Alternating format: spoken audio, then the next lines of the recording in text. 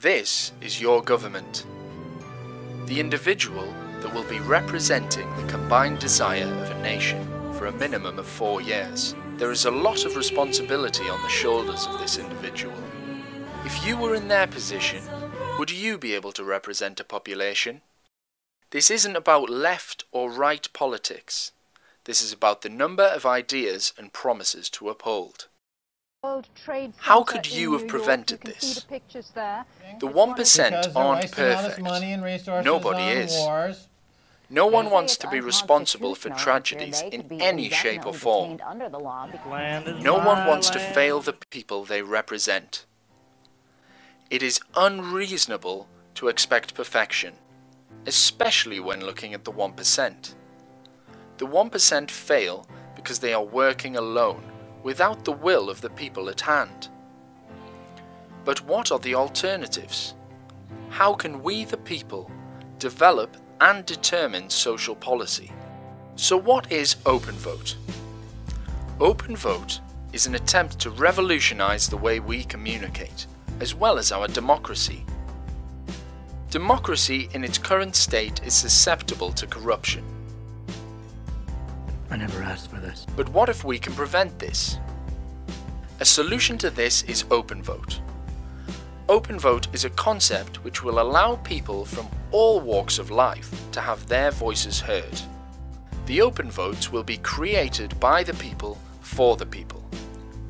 For example, an original poster will propose an idea. Contributors and supporters will endorse and promote the idea through various means. This could be sharing the particular idea through social networks with the population who agree with the proposed idea. From this point on, the contributors will shape the idea until it gains enough support as well as legal standing.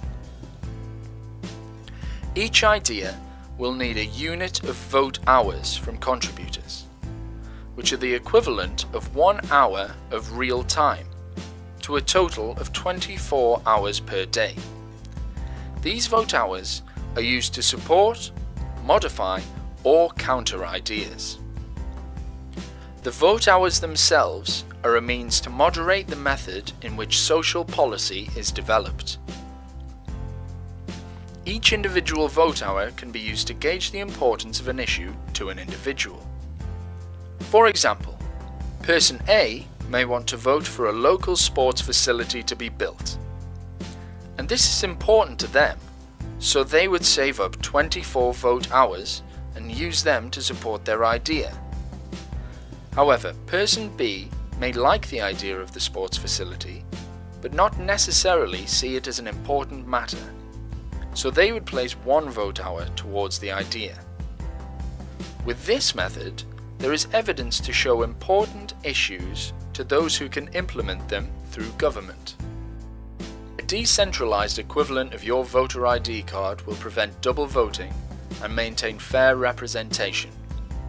The idea you want to vote for is expressed in any HTTP link that best represents that idea, and is completely left up to you and your fellow citizens to measure and interpret.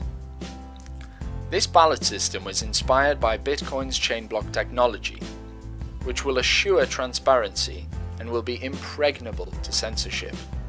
The OpenVote system can be accessed through the means of any social network, any smartphone, and any local library. There is no reason that the mass majority cannot have their voices heard. Third parties will be able to provide plugins, applications, and any other means of measuring the open votes which would allow access for social networks and smartphones to ensure ease for the online communities. Now, you may be thinking this is a bit idealistic, but for the 24 hours of January 18, 2012, 20 million individuals united to stop SOPA. If OpenVote had been codified, one can imagine that to being 480 million vote hours to stop SOPA. So, over the course of 1 year, you would obtain 8,760 vote hours. The question is, how would you use yours?